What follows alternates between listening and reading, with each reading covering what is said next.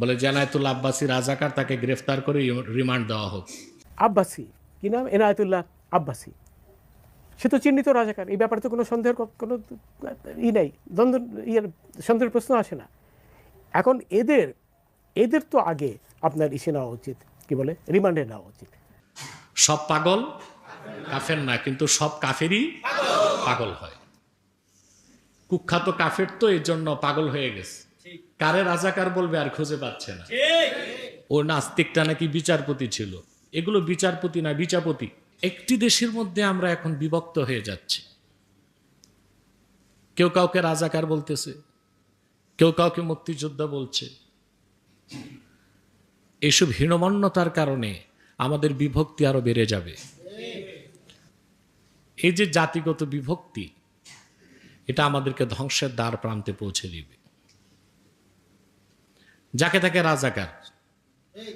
আপনারা দেখছেন, নেট তো এখন বন্ধ, এটিএন চ্যানেলে, এটিএনে টক শোতে বসছে। একদিকে এক বুদ্ধিজীবী আস্তিক, আরেকদিকে কুখ্যাত কাফের নাস্তিক। ও নাস্তিকটা নাকি বিচারপতি ছিল। এগুলো বিচারপতি না, বিচারপতি। সে আমাকে বলে রাজাকার। আপনারা অনেকে দেখছেন,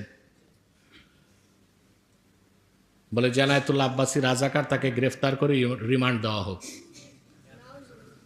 তার এক বুদ্ধিজীবী বলতেছে, ওনার জন্মই তো দেশ স্বাধীনের অনেক পরে, তুমি রাজাকার হয় কেমন করে? উনি বাংলাদেশের একজন অত্যন্ত প্রতিষ্ঠিত যশ আলেম, কিন্তু তার লক্ষ লক্ষ নয়, কোটি কোটি ভক্ত রয়েছে। এনায়েতুল্লাহ আব্বাসী, ডক্টর এনায়েতুল্লাহ আব্বাসী, এই যে স্কলার, অত্যন্ত জনপ্রিয় বক্তা, এবং একটা বিশেষ, যাকে বলা হয় ইসলামের একটা বিশেষ স্কুল বলা হয়, সেই স্কুলের উনি পীর মাশায়েখ।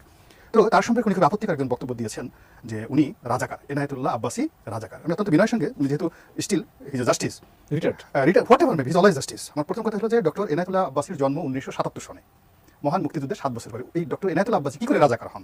এবং সেই রাজাকার, ওনার মতো একজন মানুষ যদি এইভাবে ইসলামের যুদ্ধ, হ্যাঁ, ওনার মতো একজন বোদ্ধা মানুষ যদি বাংলাদেশের ইসলামের, উনি 1977 সনে জন্ম নিয়েছেন, এত তরুণ বয়স হওয়া সত্ত্বেও এই মুহূর্তে ইসলামী বক্তাদের মধ্যে জনাব দেলোয়ার হোসেন সাইদির পরে যদি কাউকে কাউন্ট করা হয় জনপ্রিয়তার দিক থেকে, সবচেয়ে বেশি জনপ্রিয়, এবং তার এই যে কোটি কোটি তার ভক্ত অনুসারী, এখন আপনি একজন লোককে বলে দিলেন যে উনি রাজাকার। এটার জবাব একটাই,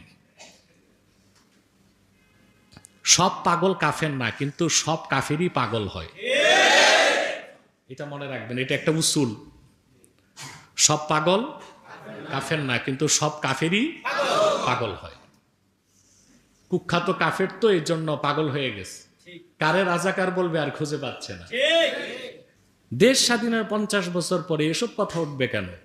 হ্যাঁ, যারা রাজাকার ছিল আগে তারা দায়ী, এখন তাদের সন্তানরাও দায়ী। এটা কেমন কথা? লা তাজিরু ওয়াজিরাতু উইজরা উখরা, স্পষ্ট আল্লাহ কোরআন কারিমে বলে দিয়েছেন, একজনের অপরাধের জন্য আরেকজনকে দায়ী করা যাবে না। যারা প্রগতিশীল, যারা বুদ্ধিজীবী, মানবতার কথা বলে, এই কথাগুলো তারা ভুলে যায়। আসলে যত কিছু তারা বলে, কাফের মুশরিক নাস্তিক বুদ্ধিজীবীগুলো, তাদের মূল টার্গেট হচ্ছে ইসলাম, মুসলমান। ঠিক না?